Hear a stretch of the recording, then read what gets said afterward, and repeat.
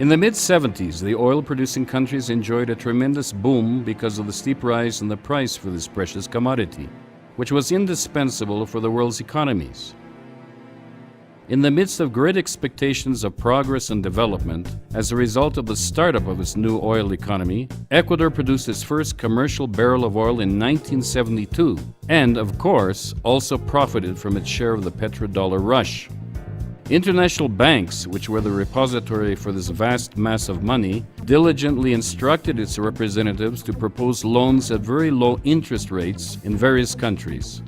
Also, taking advantage of the ambition of governments and their officials, tempted by the far distant mirage of a more modern world, these banks lent huge sums on the assumption that they would be inaugurating a period of prosperity.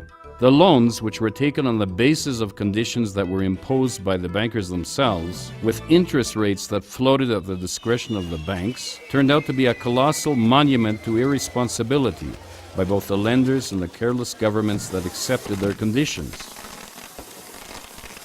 But one day we were forced to wake up to the cold logic behind the actions of the lenders.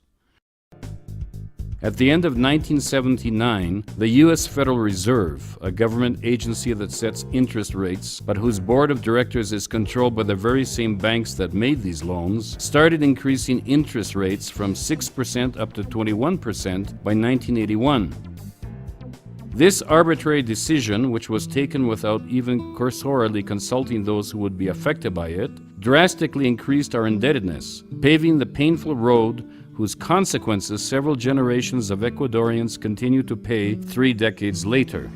Esta fue una maniobra deliberada, les prestamos, después les subimos la tasa de interés y los agarramos para controlarlos económicamente durante décadas, que es lo que ha ocurrido.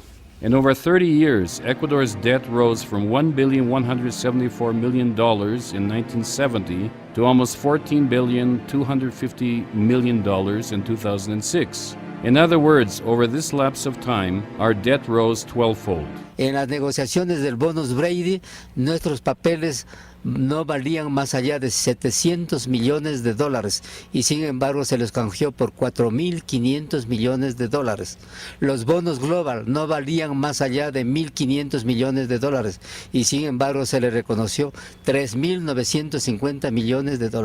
Eso no se llama saqueo, eso no se llama pillaje. Yo me pregunto, ¿por qué tanto dinero para pagar la deuda y por qué desde el 80 se dejó de construir refinerías, se dejó de construir carreteras, se dejó de invertir en salud, se dejó de invertir en educación? Debt is not merely a piece of information on the economy. Its very existence constitutes the blood, sweat, and tears of the lives of millions of men and women. Over the past 30 years, changes imposed as a result of successive letters of intent, obediently signed by all administrations with the World Bank and the International Monetary Fund, sought to ensure payment of the loans in the usurious interests and open up our market to transnational companies. Thanks to advice from these international organizations, a state was structured to give priority to adjustment measures to increase the country's export capacity and thus ensure payment of the external debt.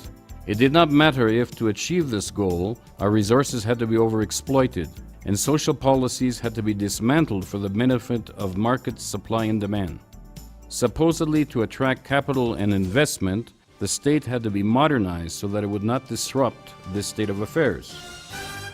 Hemos encontrado que efectivamente hay una serie de créditos que se han dado para supuestamente el desarrollo del país y la modernización del Estado, pero que inspirados en esta mentalidad neoliberal apuntaban prácticamente a la facilitación de parte del Estado de una serie de transferencias de bienes del Estado, de propiedad del pueblo ecuatoriano, a empresas privadas nacionales e internacionales. Entonces, por ejemplo, condicionalidades de créditos donde dicen no se va a desembolsar a menos que se cambie la ley tal, a menos que se elimine tal y tal sector dentro del espacio de lo que significa la acción del Estado, a menos que se reduzca los empleados públicos en tal sector.